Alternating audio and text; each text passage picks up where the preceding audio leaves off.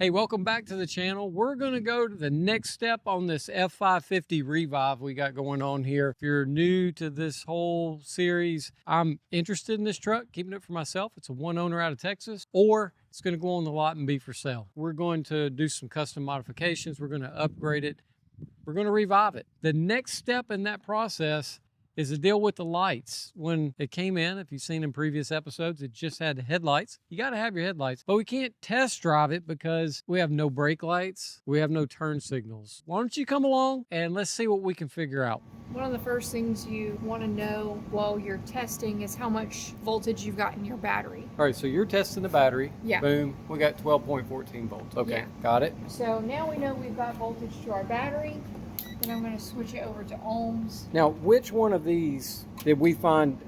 We found it missing, right? Yeah, number 8. 8 was missing. You put the right size. How did you find the right size? The manual. So Yeah. you put a 5 amp in there. What did we get for putting a 5 amp in? We got our little mini lights. Cab lights that go on heavy duty trucks. Yeah, and we got some lights back here too.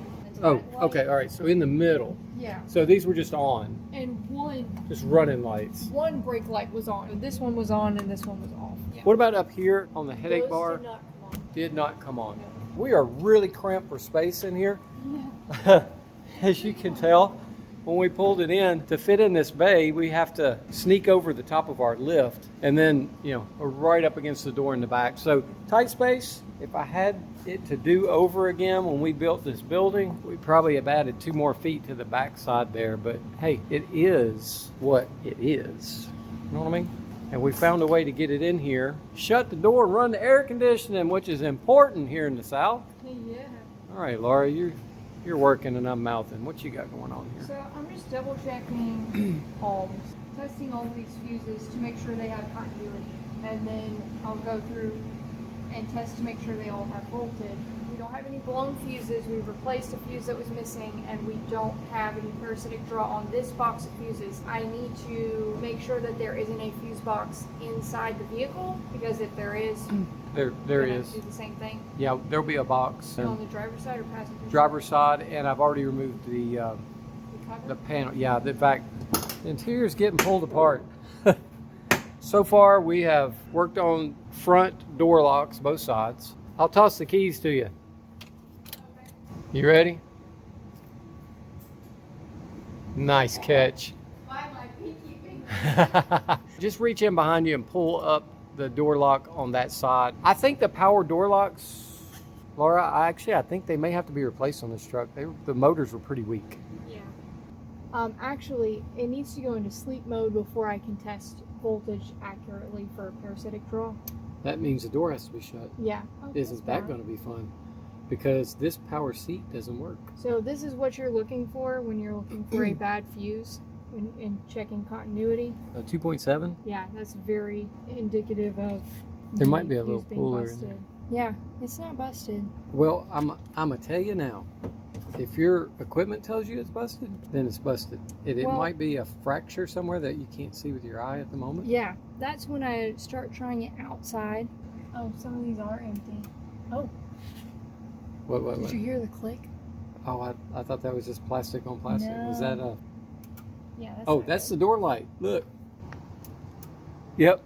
That's your That fuse. might be why the continuity was a little bit off. Because it was on. Yeah. So the door is now closed as far as the computer is concerned. Because you went 'Cause ahead and shut the... Yeah, I closed the latch. And to get it open again, you just put this in here, do the handle, and put some pressure on it, and Okay. it'll open. So you've teased it. Yeah. I'm going to go on record here and Yeah. say that our turn signal and hazard problem is related to a relay. I don't know how entertaining it is to watch somebody Pro- check every single fuse, but it's sure not entertaining to do it. Yeah. Until you find a problem, and then you're like, ooh. I found a problem. So, today I'm going to take my lowest rated fuse and check and make sure that these are all blank. Do you have a diagram over there on the computer for the under the dash mini fuses? Yeah, I need that. Let's go look at that. Okay. That's under the dash right there. Standard fuse, amperage rating, and color right there above it, right? In that Right. graph. Okay, so I'm gonna assume this is the passenger one, but I don't know that there's relays in there. Well, number one at the top says electronic flasher. There's 3 giant relays. Yeah, and then there's 2 small ones above it. The one at the very top is a electronic flasher. Not used. Number 1. Number 2 says not used. Instrument cluster. Which ones are not supposed to have fuses in them, and which ones are. Well, looks like. So we need to verify that all of these spots that aren't used are accounted for, so that we can figure out if there's fuses missing from the box. All right. So you've got the fuses you're supposed to have, and you've already checked them for continuity at least. Yes. The relays, again, the number 1 relay says electronic flasher, 20 amp. Wait, when it says electronic flasher there, is that fuse 1 or relay 1? That's fuse 1's electronic flasher. Yeah, because the amps and the relay should be listed separately. Oh no, these are the relays. So The only way that I know how to test fuses is to put voltage, relays is to put voltage to them and make sure that they click. would you go ahead and turn the parking lights on? Okay. I got headlights. Oh, there we go. Parking lights. And up here, you still got your cab lights. They're on. Let's see what we got here. What do you mean? Oh, the red one on the back on this side is working too. Whoa, I got two lips here. 2 tail lips. And your 3 here are working. Yeah. You got one working on this side? Yeah, so this one might just be a bulb. Okay, I agree. Turns out our problem is related not to the fuses, not related to the wiring, but related to the flasher itself. And that flasher is not located where you think it would be. You notice in the fuse box it has relays, and it seems to me it would be logical to keep that flasher relay with the fuse box, but it's not. No.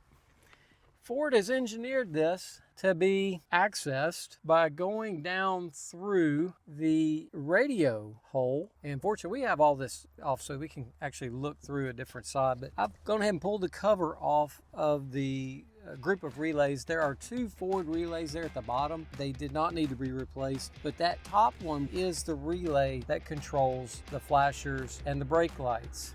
So we replaced it, and this is the result.